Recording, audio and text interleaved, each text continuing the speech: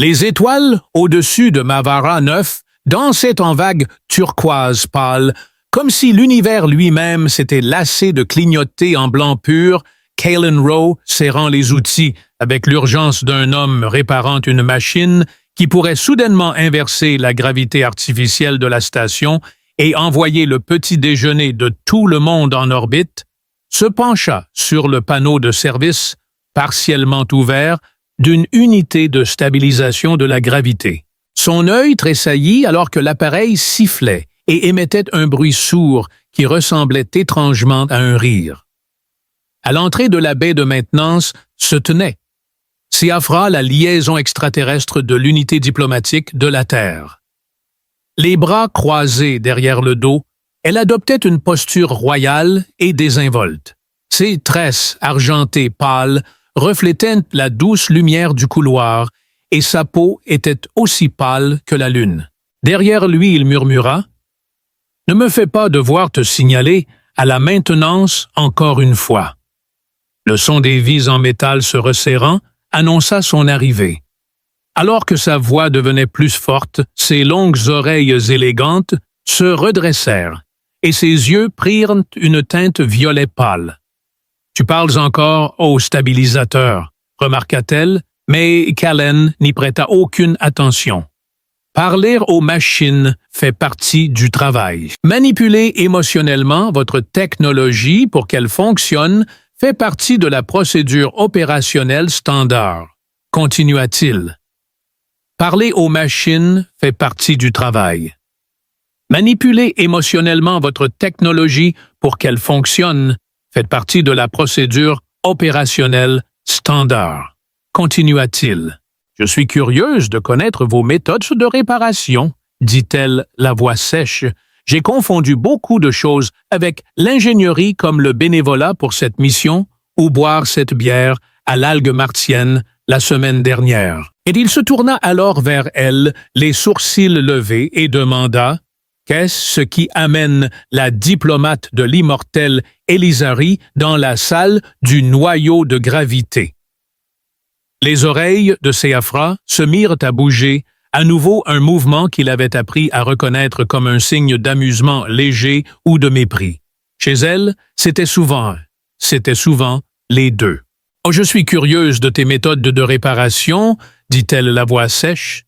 « J'ai confondu beaucoup de choses avec l'ingénierie, comme le fait de me porter volontaire pour cette mission ou de boire cette bière d'algue martienne la semaine dernière. » Il se tourna alors vers elle, les sourcils levés, et demanda « Qu'est-ce qui amène la diplomate de l'immortel Elisari dans la salle du noyau de gravité ?»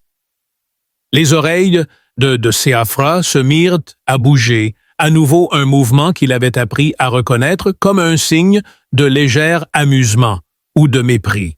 Chez elle, c'était souvent les deux. « Je suis curieuse de connaître vos méthodes de réparation, » dit-elle, sa voix remplie de curiosité. Calentin sourit et dit « Je fonctionne à l'instinct, au sarcasme et à la pure désespérance. » Elle s'approcha du stabilisateur réparé avec une expression étrange et sa présence était d'un autre monde, non pas dans le sens d'une puissance lumineuse, mais dans la façon dont le temps semblait ralentir légèrement autour d'elle, comme si l'air s'ajustait pour l'accueillir. Kalen n'avait aucune raison de ressentir des papillons dans le ventre chaque fois qu'elle le regardait. Elle murmura « Tu souris encore. » Il répondit « Je souris toujours quand ma vie est en danger. Ça garde mes ennemis dans le flou ou les fait croire que tu es malade. » Il ne voulait pas sous-entendre quoi que ce soit, mais il ne pouvait s'empêcher de remarquer qu'elle le regardait d'un angle inhabituel. Peut-être que c'était la combinaison de leur proximité, le bourdonnement du stabilisateur réparé qui se réchauffait, ou leur épuisement après 3 mois de tensions professionnelles polies de curiosité sans fin et de conversations étoilées dans l'observatoire. Quoi qu'il en soit, les mots semblaient appropriés. Les mots « je t'aime » lui échappèrent de la bouche comme un outil en apesanteur. L'air entre eux s'est figé comme si le stabilisateur avait eu un hoquet. Le bourdonnement ambiant s'éteignit jusqu'à devenir un murmure et les lumières au-dessus clignotèrent, comme si l'univers avait besoin d'un moment pour assimiler ce qui venait d'être dit. L'expression de Siofra resta inchangée. Au début, ses yeux étaient grands ouverts et immobiles, comme s'ils absorbaient le moment au niveau cellulaire. Après un bref tressaillement, ses oreilles se sont raidies. Callan ouvrit la bouche pour clarifier, expliquant que c'était une blague ou un réflexe, ou qu'il préférait le café à elle, ou du moins que ce n'était clairement pas une proposition de mariage selon la loi interstellaire. Au lieu de cela, Siofra leva une main et dit « Vous avez scellé le lien ». Son ton était mesuré et terriblement sérieux, et il cligna des yeux. Maintenant, par le vœu éternel de dévotion décrété par le premier code d'Eris en déclarant votre amour dans la proximité sacrée du gardien, vous avez engagé le lien. Elle se retourna ensuite gracieusement sur ses talons en disant « Je ne voulais pas dire, je veux dire, ce n'était pas comme si c'était fait.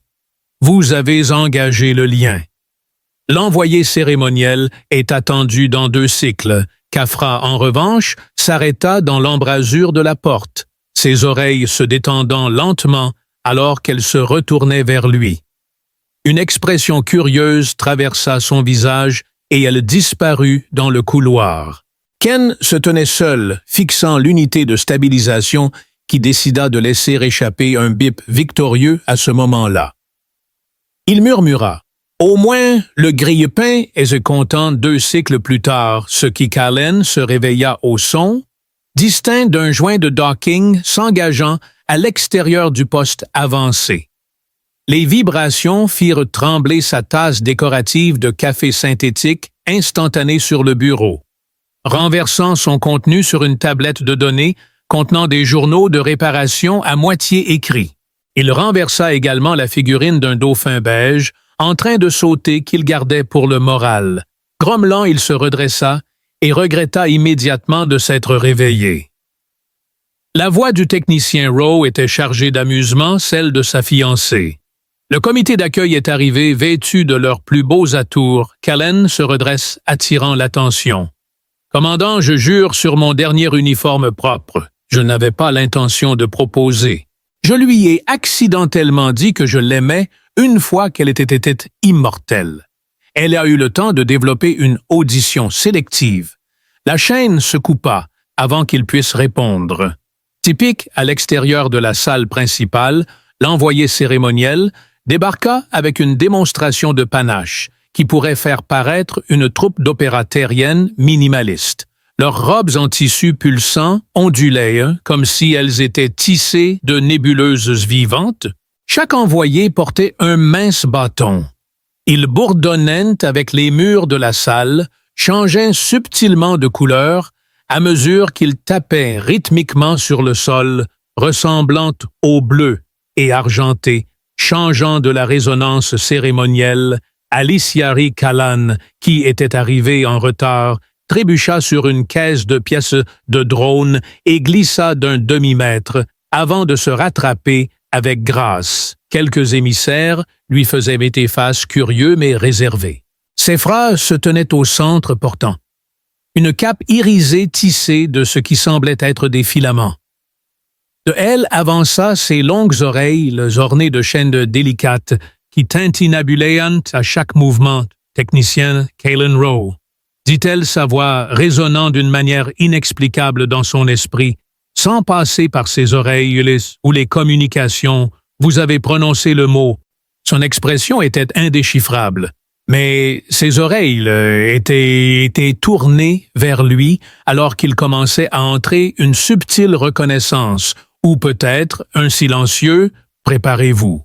Elle ressemblait à Siofra, mais en plus âgée si ce mot avait un sens pour une race qui ne vieillissait pas visiblement. Le mot ne peut être prononcé sans résonance, interrompit-elle avec un léger sourire qui pliait un coin de sa bouche. Le mot ne peut vous être destiné. Choose figures, un Robes hochèrent la tête, en signe d'accord. Un Callan sentit une pression dans sa poitrine, comme s'il s'apprêtait à vivre soit l'émerveillement, soit un arrêt cardiaque. Il fut conduit dans une petite chambre qui brillait d'une lumière bleue ambiante. Au centre, il y avait une table circulaire avec une projection holographique de son ADN tournant lentement à côté de sa face. La projection pulsait de lumière chaque fois que leurs brins se chevauchaient. Callen se pencha et, alors qu'ils entraient dans la phase de tissage des liens, Siafra se tenait à ses côtés sans cligner des yeux. Nos fréquences neuronales étaient désormais liées, et il pourrait y avoir quelques effets secondaires légers, comme des saignements émotionnels, de l'empathie spontanée, et, dans de rares cas, des éternuements synchronisés. Quoi qu'il en soit, cette nuit-là, il était allongé dans son hamac, les jambes enveloppées dans une large couverture, essayant désespérément d'éviter de penser à son engagement accidentel avec une extraterrestre. Dans le silence, son datapad bipait, et c'était le message de Siafra. « Je te comprends. Je m'excuse pour le lien, mais mon peuple honorera le processus, quoi qu'il arrive. Ma seule demande est que vous restiez et voyez ce qui se passe avec cette connexion. Peut-être que ce sera plus facile que vous ne le pensez. » Callen soupira, relut le message 5 fois et finit par dire « D'accord, mais je ne vais pas remettre la robe. Elle me démangeait dans 17 dimensions. » Ce fut son dernier commentaire, compris. « Je vais demander des robes avec moins de fils quantiques, s'il vous plaît. » Alors il marmonna quelque chose à propos d'être marié à une extraterrestre immortelle et séduisante avec une immunité diplomatique et des pouvoirs de liaison mentale, et elle répondit 5 secondes plus tard, d'accord. Dehors de sa fenêtre, une petite créature céleste en forme de poisson flottait émettant une lueur faible et fredonnant ce qui ressemblait étrangement à une marche nuptiale. « Poisson stupide », murmura Callen. « Même toi, tu me juges. » La chambre d'apprentissage Aliciari n'était pas ce que Callen avait imaginé une. L'état émotionnel de Callen fluctuait chaque heure entre confusion, panique et légère indigestion. Il était donc malheureux que la pièce dans laquelle il se trouvait ne soit pas remplie de livres de rouleaux ou de quoi que ce soit ressemblant à une bibliothèque traditionnelle. Au lieu de cela, c'était un organisme architectural semi-sentient qui pulsait doucement sous ses pieds comme l'intérieur d'un léviathan endormi, adaptant la température et la gravité de l'espace aux esprits présents. Siafra glissait devant lui ses longues oreilles légèrement inclinées, un signe qu'il avait appris que, quand elle était en plein milieu de sa leçon, la pièce se transformait en une spirale apaisante de glyphes bioluminescents qui illuminaient les murs comme une constellation d'idées douces. « Vous devez comprendre, » dit-elle, sa voix résonnant doucement autour d'eux. « Notre espèce ne perçoit pas le temps ou les vœux de la même manière que la vôtre. Parlez de l'amour à voix haute et sans filtre. Initie la résonance. La résonance n'est pas seulement émotionnelle, elle est ontologique. Cela altère qui vous êtes. » Callen haussait un sourcil, suggérant qu'elle avait réécrit involontairement ses propres croyances cosmiques. D'une manière qui semble raisonnable, pourrais-je éventuellement l'inclure dans mon CV sous « compétences spéciales » si je m'en sors? La pièce commença à rire, et les lumières commencèrent à scintiller plus brillamment en réponse. Siafra sourit légèrement et la pièce devint encore plus vaste.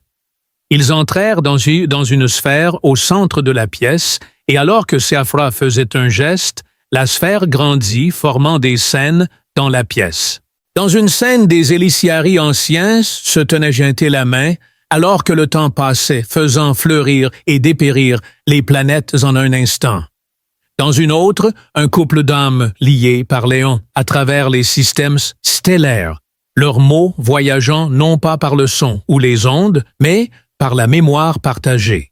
Siafra expliqua que cette union était autrefois utilisée lors de l'effondrement dimensionnel pour assurer l'unité de pensée et la survie, mais qu'elle était maintenant considérée comme sacrée et rare, Callen regardait captivé alors que les scènes se déroulaient. Tu es en train de me dire que j'ai involontairement commencé un ancien pacte multidimensionnel d'âme à cause de ma répression émotionnelle et de ma commotion cérébrale. Séaphra inclina la tête, demandant si tu préférerais une leçon ou un café.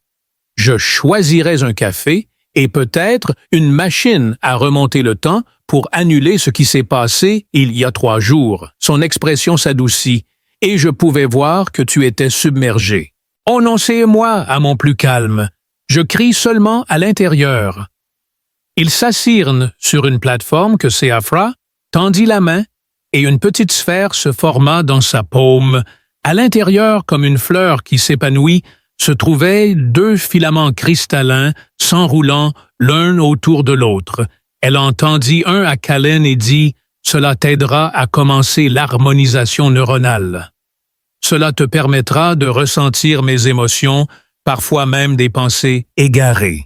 Ce n'est pas une fusion complète, juste une harmonisation. » Callen le prit avec précaution, espérant que cela ne lui rappellerait pas les cauchemars des chèvres de l'espace. Séaphra le rassura que ce ne serait pas le cas. Callen jeta un coup d'œil à Séaphra qui le regardait attentivement. La question flottait entre eux comme un pont non franchi.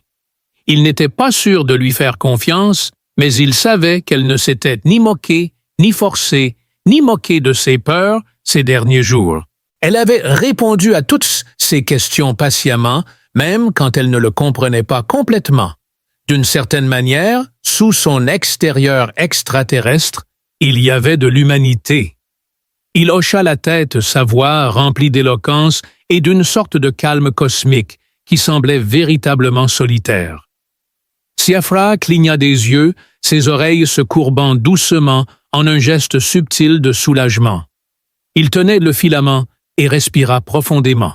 Alors qu'il le faisait, la pièce s'assombrit et il sentit une vague de chaleur se répandre dans sa poitrine, puis tout à coup, il éprouva une émotion inconnue, un mélange de curiosité, de joie et d'inquiétude, et soudain, une vision vive de la première arrivée de Séaphra à la station lui apparut.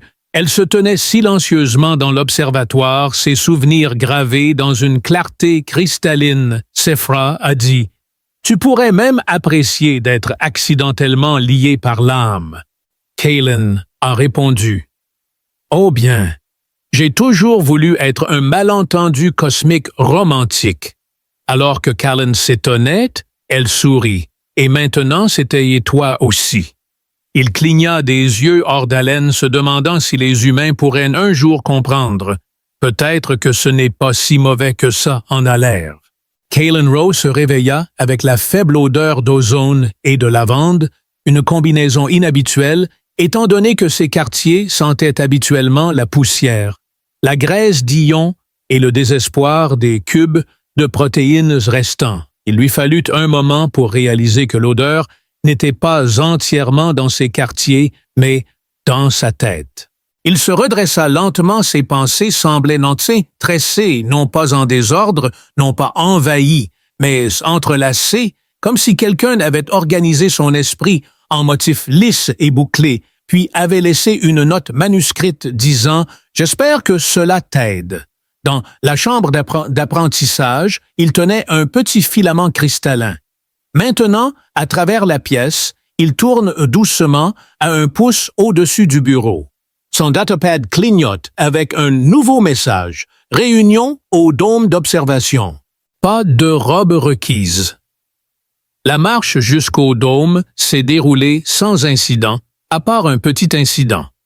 Le drone de livraison de la station a essayé de scanner ses poches à la recherche de champignons périmés, pensant qu'il était un déchet de courbure. Je l'ai chassé et murmuré « Ce n'est pas parce que je parle tout seul que je suis du compost. » Séaphra l'attendait à l'intérieur du dôme. Lors de son jour de congé, elle portait une version plus décontractée de sa tenue habituelle, moins diplomate cosmique, plus bibliothécaire intergalactique, alors qu'elle se tenait dans un dôme encadré de panneaux de verre courbés qui donnait sur les mers de gaz tourbillonnantes de Mavara. 9. Tu sens l'inquiétude, demanda-t-elle. Vraiment. Elle lui fit signe de s'asseoir sur le banc courbé à côté d'elle, et Callan renifla son épaule. Je visais un mélange de légère confusion et de déni. À la lisière du dôme, alors qu'il s'asseyait sur le banc, sa température était ajustée pour correspondre à la sienne. Il commença à réaliser que la technologie ici était plus courtoise que sur Terre. « J'ai perçu tes rêves, » dit Siafra. « Tu étais piégé dans une chaise tournante, interrogé par 3 copies de toi-même. Tu as peur que j'aie pris ta liberté. J'ai peur que tu ne penses pas que c'est grave, Callan. » Grimaça. « Oui, ça suit, sur Terre. Quand tu dis à quelqu'un que tu l'aimes, il rougit.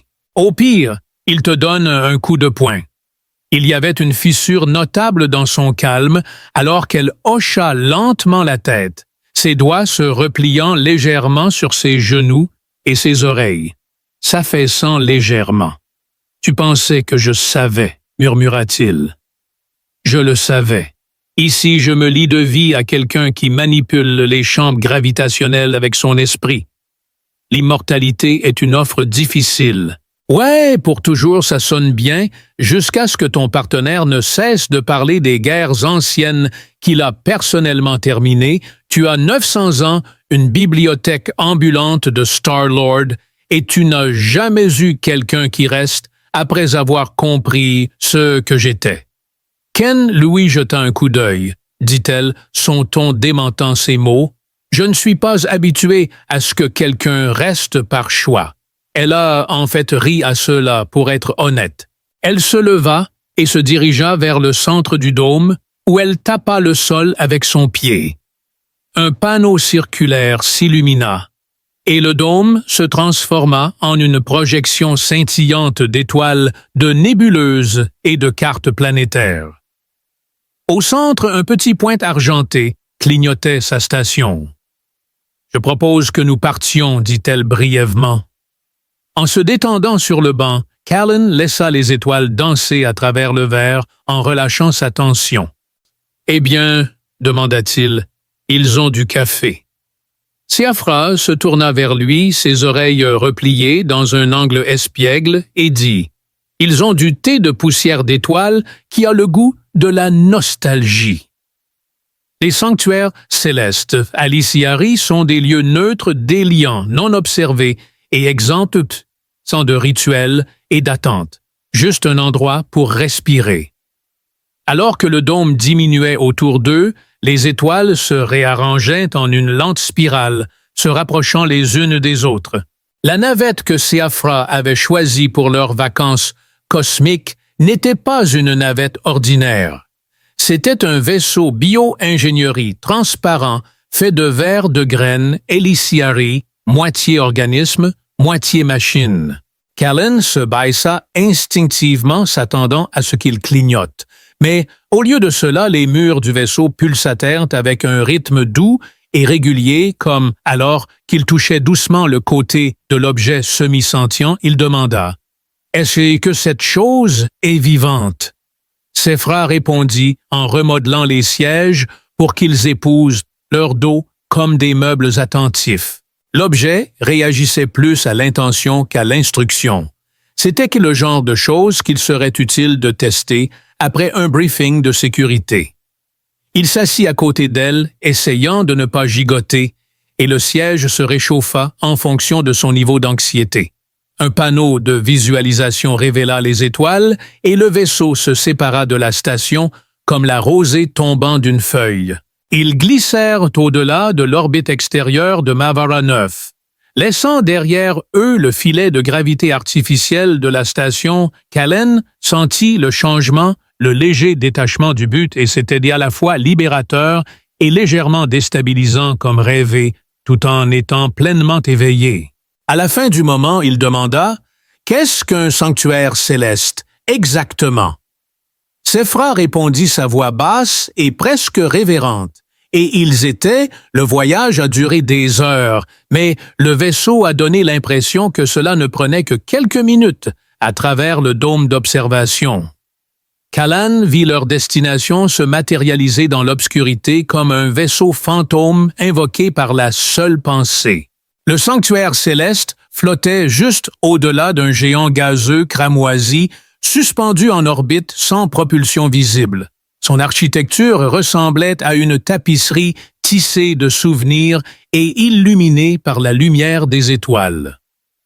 Chaque lieu portait les échos de vie jadis vécus, de joie, de peine, de rire et de poésie. Des ponts flottants reliaient des tours en obsidienne, miroirs et en métal tordu. Des laminés de lumière spiralaient autour du noyau, comme des brins d'ADN, rêvant en couleurs jamais vues par les humains. Dès qu'ils mirent un pied à terre, le sanctuaire réagit, ses chemins s'illuminant sous leurs pieds, il a d'abord détecté. Siofra, puis, a hésité très légèrement pour Callan comme s'il essayait de comprendre ce qu'il était. Siofra remarqua qu'il reconnaissait Elikiari, donc il était. Au niveau supérieur, ils explorèrent diverses chambres. Dans l'une d'elles, des feuilles holographiques murmuraient des noms dans des langues que Callan ne connaissait pas, tout en dansant immobile. Dans une autre, un sol d'orbe flottante montrait des visions et des souvenirs, peut-être d'Aliciari, traversant des cieux extraterrestres avec des êtres aquatiques. Finalement, ils trouvèrent un endroit confortable dans une chambre-balcon qui surplombait les étoiles. Le bord de la pièce était entouré d'un champ d'énergie invisible qui se sentait chaud et réconfortant comme s'appuyer sur un souvenir. Callan s'assit sur le rebord de pierre, les jambes pendantes, au-dessus du vide. C'est le premier endroit que j'ai visité après mon lien, dit Siofra, sa voix plus douce en ce lieu perdu entre la lumière des étoiles et la confession. Tu es déjà passé par là, acquiesça-t-elle. Il y a longtemps, avant que votre espèce ne découvre les ondes radio, il était plein d'émerveillement et de curiosité, tout comme vous. Mais les cœurs mortels fuient souvent face à l'éternité. Il est parti et vous ne l'avez pas arrêté. Je n'ai pas pu. Le lien n'est pas une cage. Il y a un pont et il faut choisir de le traverser volontairement ou non. Callan étudia ses traits qui étaient beaux d'une manière impossible, mais ce qui le frappa vraiment, c'était son immobilité. Un silence qui ne demandait pas à être comblé. C'était le genre de silence qui avait été témoin de l'effondrement des galaxies et pourtant trouvait de la beauté dans les pierres en orbite. « Est-ce que ce que vous attendez de moi? » demanda-t-il, rencontrant enfin ses yeux. J'espérais qu'il détournât le regard vers le grand tourbillon du géant gazeux. Sous le silence tendu, mais pas insupportable, il murmura « Je ne suis pas sûr d'être fait pour l'éternité. La plupart des jours, je peine à gérer le mardi. » Elle en rit à nouveau cette fois, avec plus de retenue, et ils sont restés là, assis, pendant ce qui semblait être une éternité, le ciel scintillant d'un doux bourdonnement, tandis que les étoiles racontaient des histoires trop anciennes pour les mots. Callan n'avait pas remarqué au début comment les lumières du sanctuaire commençaient à suivre chacun de ses mouvements. Mais maintenant, il s'est appuyé sur ses mains et a murmuré « Si cette chose commence à me donner des conseils en relation, je pars. Conseils en matière de relation, je m'en vais. » Siofra inclina la tête et dit « Peut-être, mais seulement en rime. » Callan s'appuya contre l'arche d'observation, regardant l'atmosphère pâle, ondulée en dessous d'eux comme une marée lente. Siofra était assise à proximité, semblait lire un script de lumière, mais ses yeux restaient fixés sur l'écran. Le vaisseau resta immobile pendant qu'il parlait. Quelque chose a changé. Siofra hocha lentement la tête, en accord. Oui, il y a eu un changement. Il n'y avait pas d'équipage accueillant, pas de drones inactifs, bourdonnant, et même pas la cloche ambiante habituelle pour signaler une pression d'air stable. Callan sortit les sens en alerte. Ce n'était pas du tout de mauvais augure. À quelques pas dans le couloir, il découvrit le premier indice, un drone d'inspection couché sur le côté, les lumières tamisées, les pattes, tressaillant légèrement comme un insecte endormi, puis un scintillement passa.